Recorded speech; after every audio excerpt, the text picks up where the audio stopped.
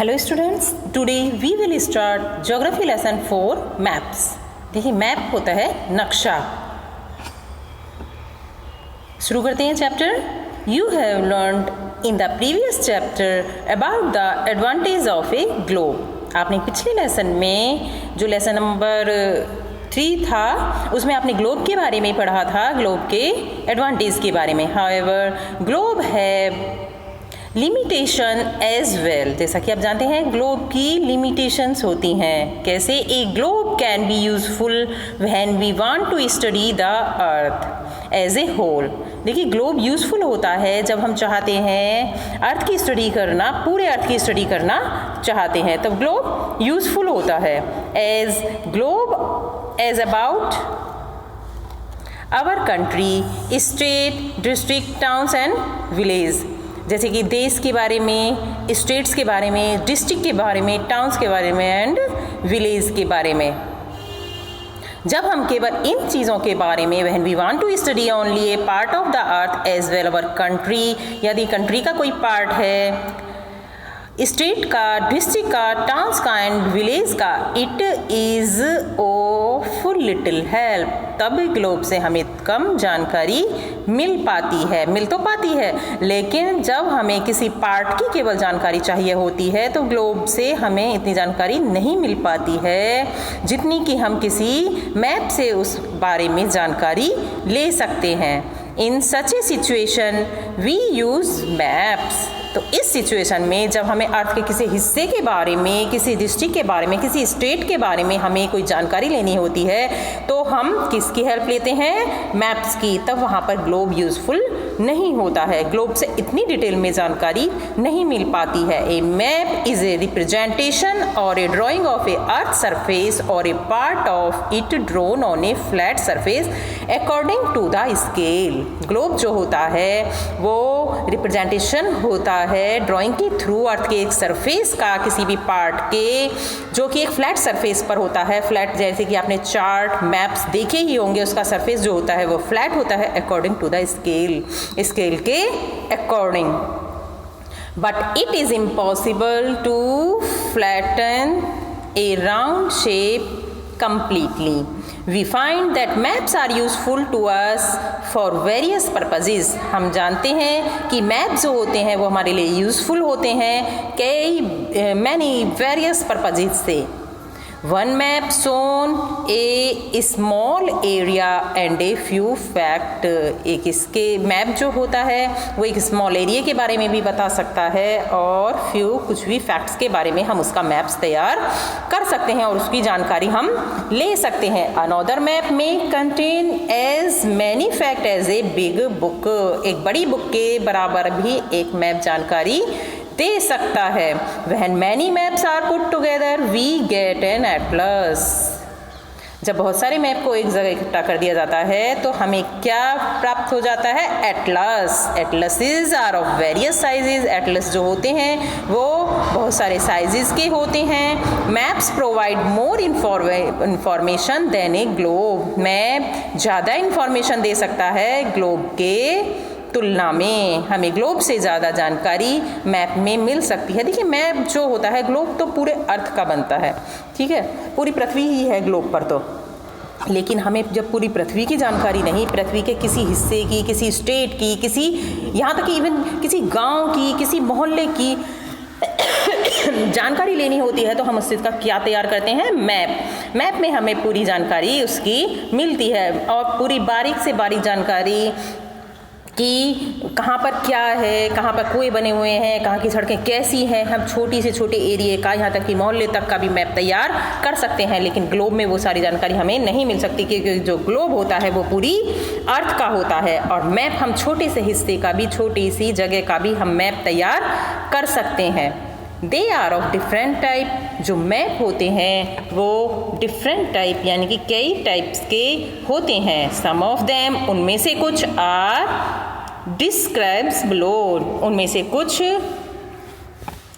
जो मैप हैं वो नीचे दिए गए हैं। मैप्स शोइंग, देखिए जो अभी टाइप्स बताई गई हैं मैप्स की, वो 3 टाइप्स आपके इसमें हैं अभी। कौन कौन सी टाइप्स हैं? Physical maps, political maps and thematic maps. Physical map के बारे में देखेंगे।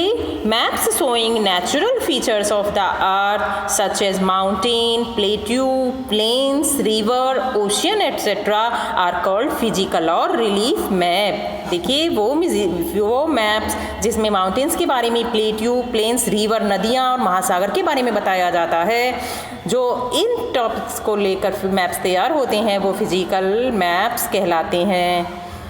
पॉलिटिकल मैप्स, पॉलिटिकल मैप्स में क्या आता है?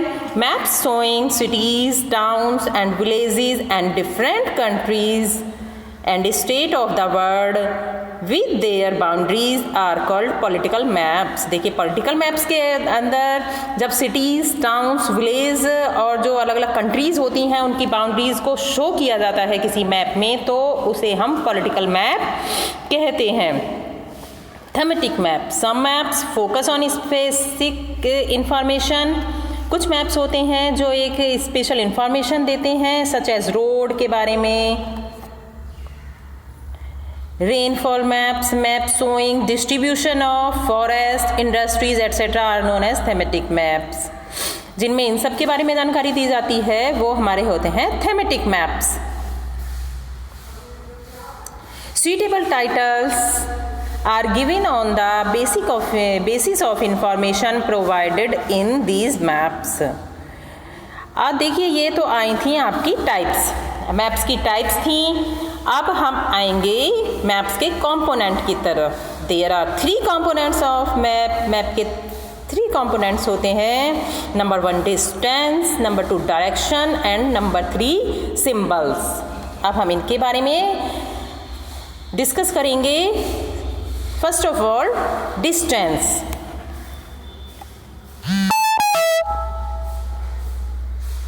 Maps are drawing which reduce the entire world or a part of it to fit on a sheet of paper।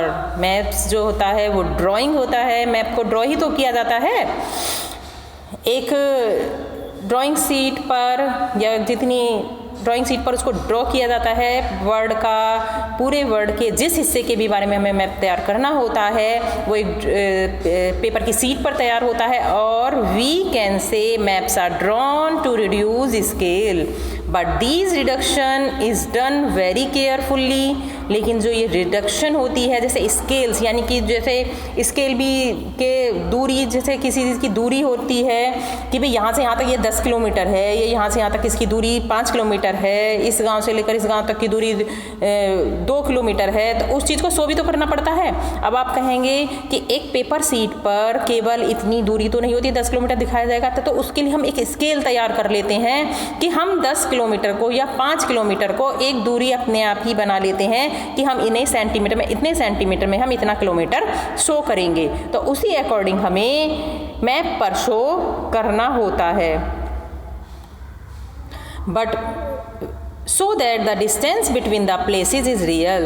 वो जो स्केल हमें शो करना होता है वो बहुत ही केयरफुल्ली शो करना होता है, जिससे कि जो प्लेसेस जो हैं वो रियल लगें, जो उनकी दूरी है बीच की वो एक्सेप्ट आए। It can only be possible when A small distance on paper represent a large distance on the ground. जिससे कि पेपर पे जो वो हमने डिस्टेंस शो की है वो ग्राउंड की जो डिस्टेंस है वो उसको रिप्रेजेंट करे। Therefore a scale is chosen for this purpose. इसीलिए इस पर्पज के लिए स्केल को चूज किया जाता है। Scale is the ratio between the actual distance on the ground and the distance shown on the map.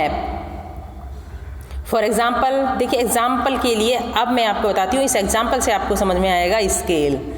The distance between your school and your home is 10 kilometre. आपके घर से लेकर आपके स्कूल की जो दूरी है, मान लीजिए, माना जा रहा है कि 10 किलोमीटर है। इट मीन्स, इसका मतलब है 1 centimetre on the map. It means 1 centimeter on the map will show 5 kilometre. तो हम क्या करते हैं, 10 किलोमीटर को तो हम मैप उसमें नहीं दिखाएंगे, 10 किलोमीटर की दूरी बना देंगे, नहीं बना सकते ना, तो इसीलिए हम 5 किलोमीटर्स को 1 सेंटीमीटर में दिखाएंगे, यानी कि 1 centimetre is equal to 5 kilometre. तो हम 10 किलोमीटर की जो दूरी दिखाएंगे वो 2 सेंटीमीटर से दिखाएंगे, यानी कि 1 centimetre is equal to 5 kilometre और 2 centimetre is equal to 10 kilometre. देखिए, इसको दिखाने के लिए मैं आपको ये पिक्चर दिखाऊंगी, इस पिक्चर से आपको समझ में आएगा। देखिए, ये एक मैप बनाया गया है और देखिए इसका जो स्केल है, देखिए ये रहा स्केल, इसमें आप देखेंगे ये मीटर है और इस मीटर में 1 सेंटीमीटर बराबर 10 मीटर शो किया गया है। तो यानी कि 1 सेंटीमीटर भी यदि हमारा आता है तो उसे हम 10 मीटर मान लेंगे खुद ही। तो जितनी भी दूरी है, तो यदि 10 सेंटीमीटर हमने शो किया है तो हमें मान लेना चाहिए कि 100 मीटर्स हमारे हो गए, हमने वहाँ पर 100 मीटर शो किए गए हैं। यहाँ पर 10 मीटर को 1 सेंटीमीटर से शो किया गया है, देखिए स्केल, और ये स्केल बनाकर दिखाया गया है, इससे ये दूरी शो की गई है जहाँ पर भी 1 सेंटीमीटर दिखाया गया है, तो समझ लेना चाहिए कि वो 10 मीटर को शो कर रहा है। ओके स्टूडेंट्स, आते हैं वापस अपने टॉपिक पर, डिस्टेंस पर। वो मैंने पिक्चर आपको शो की थी ताकि आप स्केल को समझ पाएं।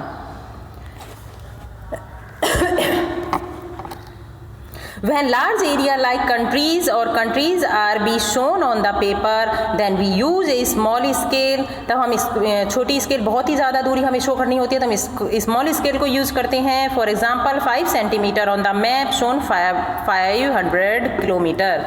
500 किलोमीटर को जब बहुत ज़्यादा दूरी तय करनी हो तो 500 kilometre is equal to 5 centimetre. हम ओनली 5 सेंटीमीटर को 500 किलोमीटर के इक्वल टू शो करेंगे ऑफ द ग्राउंड, ज़मीन पर। It is called a small scale map। ये कहलाता है small scale maps।